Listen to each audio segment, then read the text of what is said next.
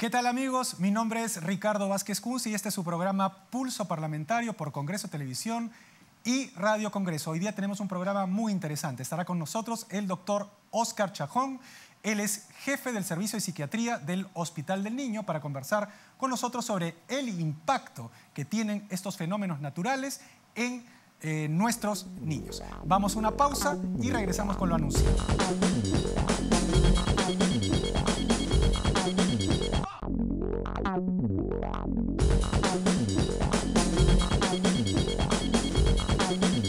Bien, amigos, regresamos con lo anunciado. Está con nosotros el doctor Óscar Chacón.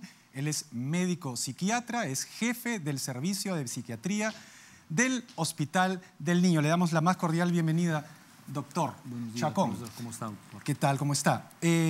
Estamos en una situación de crisis, ¿no es cierto?, de una emergencia nacional por los desbordes de los ríos, los huaicos. Esta semana, digamos, se ha vuelto a desbordar el río Piura y la ciudad se ha negado. Bueno, generalmente nos enfocamos en la reconstrucción, en, digamos, salvar a las personas para que, digamos, no tengan mayores consecuencias.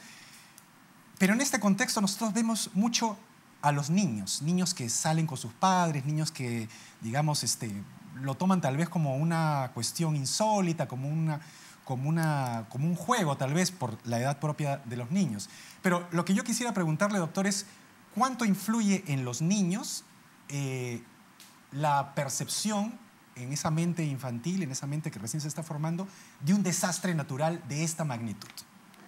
Bueno, lo que sabe en los últimos años es que la manifestación del impacto del desastre en niños y adolescentes es más fuerte que en lo de los adultos. Antes se pensaba que los niños y adolescentes no tenían impacto, pero ahora se sabe que sí. Ahora, ¿cuál es un modelo para entender esto? Es como si fuera una forma de maltrato. Es decir, si logramos entender lo que es el maltrato infantil, vamos a poder entender la respuesta de niños y adolescentes frente a desastres. El cerebro, la mente humana lo lee como un maltrato. El maltrato físico, psicológico, sexual y de cualquier tipo, el cerebro lo lee como una agresión.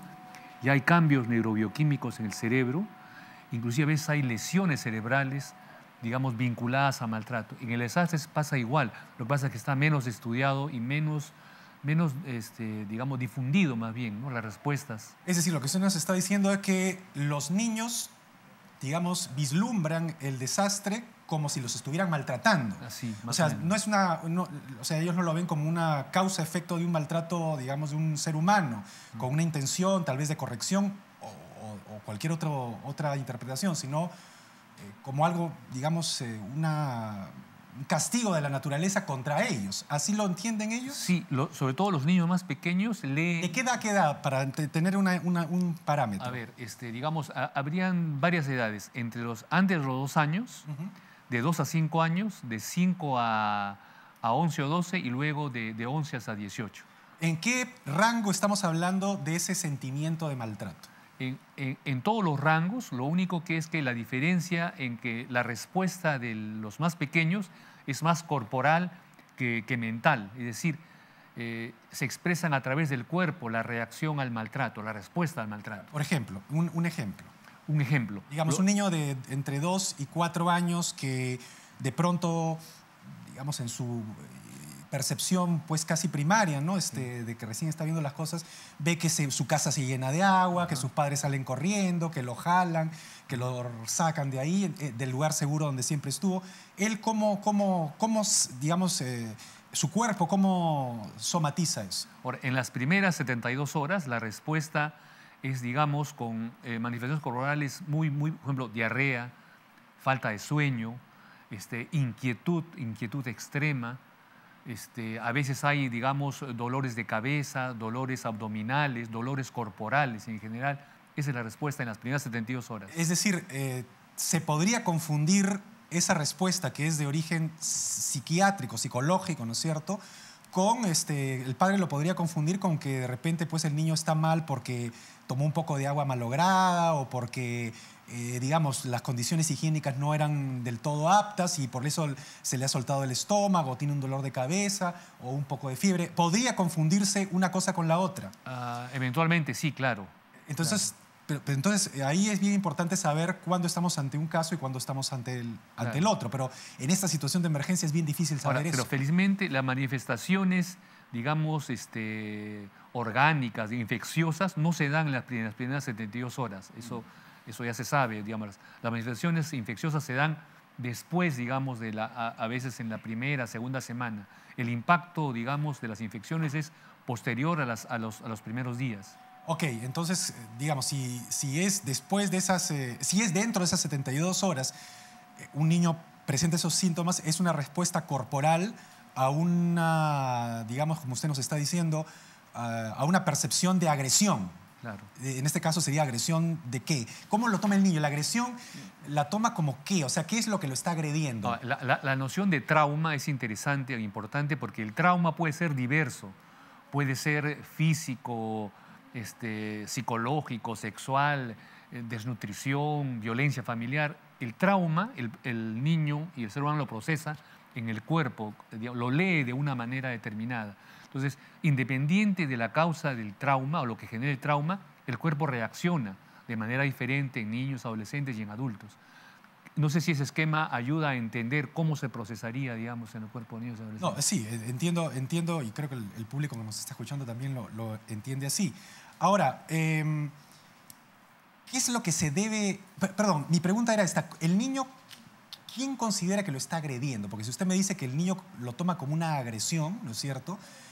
Generalmente, aunque los menores, digamos, no tienen todo un panorama mental, digamos, claro, cuando los agrede un ser humano, sí saben que hay un humano que lo está agrediendo, o sea, sí lo perciben. En este caso, según la mente o según, digamos, los estudios mentales que se han hecho, ¿a quién responsabiliza el niño o a quién culpa el niño? En fin, no sé cuál sea la palabra exacta, como al agresor. Eso es, digamos, lo que hace más traumático el desastre, porque el niño no identifica la fuente de la agresión. Eso crea mayor ansiedad. Entiendo. O sea, es como una cosa, Sí. como una especie de cosa tenebrosa, de un mundo, digamos, que no puede manejar, no se sabe de dónde viene la agresión. En general, el ser humano no procesa los traumas externos, demora mucho en procesar, porque el cuerpo se defiende para decir no es una agresión, ¿no? La mente y el cuerpo se defiende para no ubicar la agresión como un mecanismo de defensa inicial. El proceso de conciencia del maltrato es un proceso. A veces lo que tenemos que hacer con los niños es que dibujen para que se den cuenta que han sido maltratados, porque no se dan cuenta en el sentido consciente. Su cuerpo lee la agresión y da síntomas, pero el niño no sabe qué ha pasado, ¿no? Y acá es, digamos, más complejo porque ni siquiera hay, digamos, la posibilidad física de ver, digamos, aunque sea, puede recordar la agresión de un golpe, pero ¿cómo recordar un hecho traumático como un desastre? Es más complejo para el niño. Ok, doctor. Muy bien. Digamos, usted nos ha dado un panorama, digamos, bastante interesante de lo que sucede en relación a un niño que no, digamos, pequeño, ¿no? Muy pequeño y el desastre natural. Ahora, ¿cómo hacer, digamos, usted sabe que el sistema de salud en el Perú no es lo más óptimo que hay. Usted es médico del Hospital del Niño, el jefe del Departamento de Psiquiatría. Entonces es bien difícil que los padres, además en una emergencia donde hay otras cosas, estén, digamos, ocupándose de la salud mental del niño. Generalmente no lo tienen ni siquiera como un dato, ¿no es cierto? Más bien están ocupados de que no se enfermen, de unas cuestiones físicas. Pero ¿cómo deberían, digamos, ayudar los padres a superar estos traumas desde la casa? Por ejemplo, ¿qué información se le debe dar al niño sobre lo que está pasando? ¿Cuánta información? ¿Qué información? ¿En qué momento eso ayudaría a que, digamos, el niño entienda que, bueno, no es una agresión, sino que es una cuestión, digamos, de la naturaleza, algo que nadie puede controlar? Claro, lo primero es que los padres den protección física, inclusive. Es decir, Lo único que puede hacer un padre y una madre es abrazar a un niño, darle cariño en ese momento, y esa protección va a ser útil para que el niño pueda tener una mayor defensa para el proceso, digamos, del trauma. Porque la incorporación al pensamiento del niño es mucho más lenta, ¿no? El niño, digamos, procesa emociones, procesa energía de alguna manera, pero los pensamientos demoran en el niño, porque además el pensamiento es estructurado, digamos, ya alrededor de los 14, 18 años, 11 años realmente, ¿no? En el mundo moderno. Entonces, ahí lo que hay que hacer es más bien hacer protecciones físicas, y el juego. Sería ideal que puedan jugar, digamos, en la comunidad donde estén, porque el juego les permite procesar la incorporación a la conciencia de lo que han vivido, porque son seres inteligentes, pero no pueden procesar por su nivel de desarrollo cognitivo de ese momento, ¿no? Entonces, lo primero es simplemente lo que hace instintivamente una madre con su hijo o un padre, es la protección, querer. Ahora, pero ¿cuánto, digamos, porque todo extremo es a veces contraproducente? ¿Cuánta protección, digamos, hay que darle al niño para que el niño no alimente con esa, digamos, una protección excesiva, digamos, un sobrecogimiento excesivo, para que el niño crea que efectivamente está pasando algo muy terrible, ¿no es cierto? Y se traume más todavía. ¿Hasta cuándo hay que llevar esa protección? Ahora, el problema está en que los padres procesan de manera consciente y pensando, se dan cuenta de lo que están viviendo. Así es. Entonces, su equilibrio es precario y tampoco van a poder expresar de muchas maneras. O sea, es decir, cuando pasa una cosa así, los padres pierden capacidad de protección. O sea, ahí no hay riesgo porque van a poder proteger solo cuanto pueden proteger. No va a poder haber exceso porque no tienen capacidad de protección en ese momento, felizmente, ¿no? Entonces, no hay esa posibilidad que usted señala. Claro, normalmente cuando uno está normal, tiene su 100% de protección, puede proteger a su hijo 100, lo cual tampoco está bien. Pero si uno está en un desastre, el padre tiene ya 10 para protección nomás, entonces lo que le dé los 10 no le va a hacer daño, ¿no? Muy bien, doctor. Ahora, nuestra sociedad es una sociedad muy religiosa, ¿no es cierto? Eso está demostrado por una serie de manifestaciones que hemos visto a lo largo de nuestra historia y recientemente en una serie de casos. Y por lo general muchos padres, por esas convicciones religiosas, generalmente expresan cosas como que este diluvio, los huaicos son fruto de un castigo divino, Dios nos está castigando, aplaca Dios tu ira, etc. Que evidentemente es digamos, parte de la tradición digamos, de las costumbres del Perú, de su manera de pensar, pero ¿eso cuánto influye también en la psique de un niño pequeño? Es decir, que una madre, un padre, digamos, se arrodilla y diga, Dios, perdónanos porque esto nos lo merecemos, o una cosa así. ¿Cuánto eso afecta, digamos, al niño como adolescente, como un trauma también? Es decir, es una cuestión bien, digamos, que hay que tener un cierto equilibrio. Sí, tiene usted razón. En realidad, esas manifestaciones de miedo normal en los padres y de religiosidad independiente de donde venga, sí afecta a los niños. Porque los niños leen eso como algo que ellos están haciendo. ¿No? A eso es lo que yo iba, ¿no? Es decir, no lo toman como que la sociedad, digamos, porque muchas personas que tienen creencias religiosas creen que la sociedad de alguna manera se ha portado mal y por eso Dios la castiga. El niño no cree eso, el niño no entiende lo que es la sociedad. Cree que él se ha portado mal y por eso está la lluvia, por eso está toda esta cuestión. No tanto. El niño es autorreferencial y el adolescente, pero dice que yo tengo la culpa que mi papá esté así ahora. Esa es, no le da para ver el desastre, pero sí le da para en ese momento dice, que seguro que me he portado mal, que mi papá está así, ¿no? Entonces, hasta ese nivel llega, digamos, la autorreferencia. No creo que llegue, por lo menos hasta donde yo he podido ver, a la comprensión, que alguien comprenda que el desastre es un castigo y que los padres por eso, ya eso es un nivel de elaboración que es adulta, no es infantil. O sea, es un instinto de que él algo ha hecho por el cual el padre está, digamos, en esa situación digamos, de desazón, digamos, que no puede controlar las cosas. Eso, así leen los niños y adolescentes. O sea, leen como que él de repente ha sacado una mala nota y el papá está por eso así.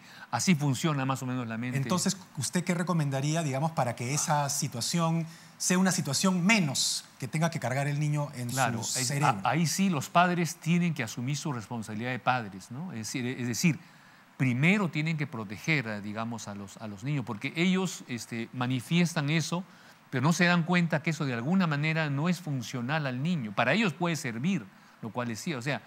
Cada uno, digamos, tiene su manera de protegerse psicológicamente de una situación que no puede manejar. Exacto. En ese caso, usted nos dice que los padres, la mayoría o algunos padres, se protegen, digamos, clamando a Dios para que pare la lluvia y pidiendo perdón para que pare la lluvia. Exacto. Pero los niños no entienden eso. Ellos pueden tomarlo, o sea, puede agravar su situación mental. Sí, desgraciadamente, eso sí.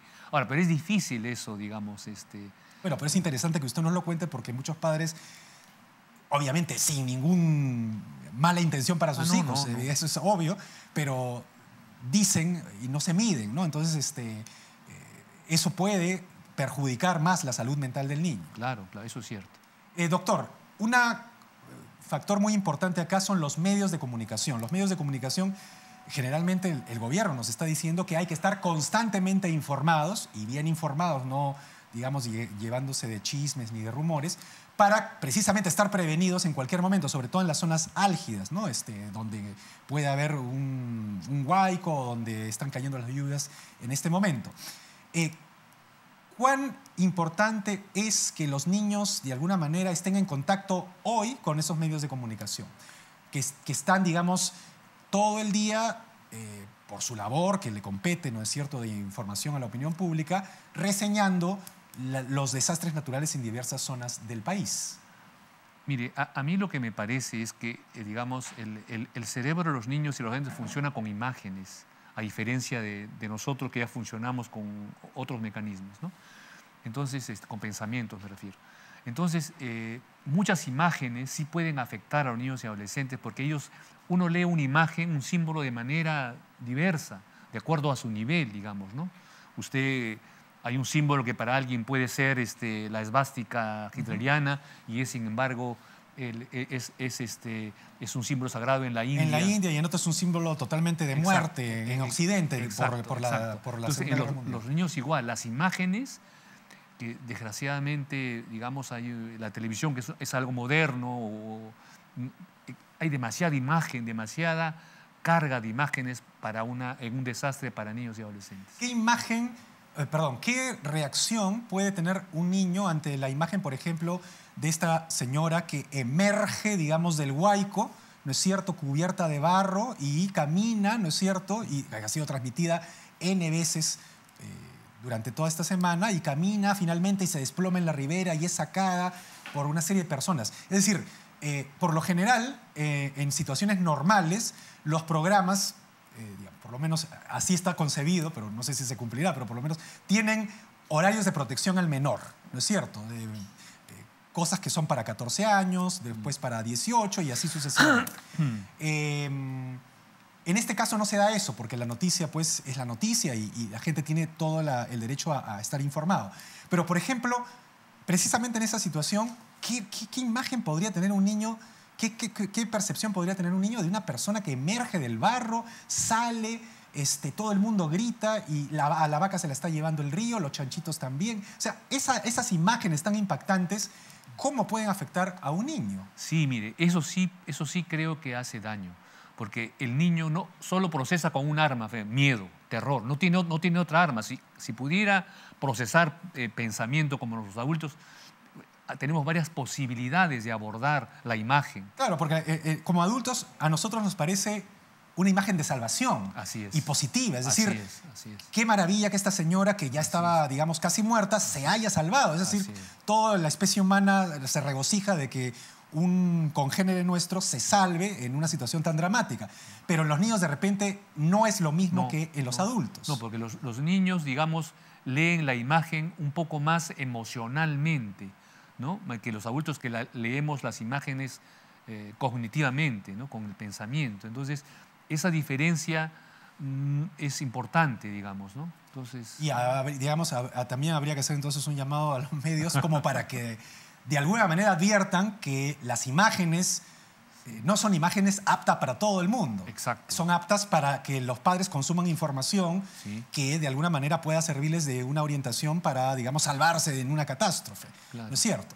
Doctor, en su hospital hay hoy niños que han sido traídos para ser tratados por algún tipo de trauma en esta desgracia, o No. eso aún no está? Todavía no. Normalmente van a llegar seguramente dentro de un mes diversas manifestaciones de los niños, digamos, o hasta los 3 meses. O sea, entre 1 y 3 meses vamos a recién ver las respuestas, digamos, psicopatológicas frente a los desastres en niños y adolescentes. En esta etapa el niño está como chocado, ¿no? O sea, no logra procesar, algo ha pasado, digamos, ¿no? Entonces todavía no expresa manifestaciones mentales, pero sí físicas. Sí, físicas. Diarrea, etc. Digamos, dolor de cabeza, fiebres, etc. Sí. Doctor, el miedo es, digamos, fundamental en los niños. No fundamental, no es la palabra, sino es algo que los atormenta, digamos, durante toda la juventud sobre cosas que no pueden entender. ¿Cómo disipar ese miedo? Le digo para que nos dé sus recomendaciones finales al público para terminar ya con la entrevista. Mire, lo que se puede hacer representaciones, dramatizaciones en las iglesias o en los colegios para que los niños puedan procesar. Al representar disminuye, digamos, el miedo porque hay una comprensión emocional de lo que pasa. ¿Representar qué? Representar los desastres, las tragedias. Darles una explicación. Claro, un guión que permita representar, como usted decía en el ejemplo de la señora que está en el agua, si uno hace una teatralización entendiendo todo el proceso, el niño va a poder y el adolescente incorporar mejor qué está pasando, ¿no? Entonces el miedo va a disminuir. Hay formas también, digamos, con los cantos. O sea, es posible que los niños cantando puedan expresar, digamos, comprensión emocional y disminuir el miedo. O sea, y el dibujar también, por supuesto, el dibujar, el hacer juegos, con los niños también ayuda a disminuir la tensión y el miedo. Muy bien, doctor. Ha sido un placer tenerlo en el programa. Ha sido muy interesante la conversación. Gracias, de igual manera. Nosotros regresamos después del corte comercial.